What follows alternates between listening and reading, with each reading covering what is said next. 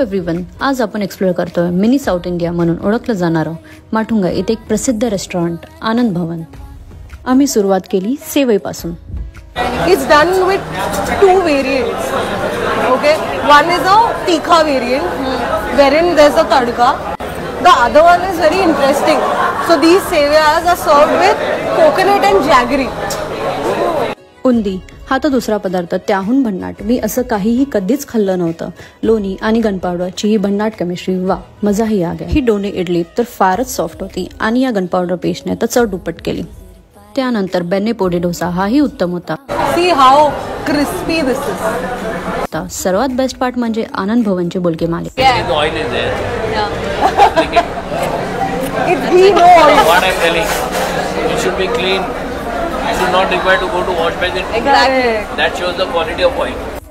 मेजवानीची सांगता करताना हा मँगलोर बन, कॉफीमध्ये बुडून खाताना जो आनंद झाला, कदाचित म्हणूनच या जागेचं नाव आनंद भवन असावं. Do you see this?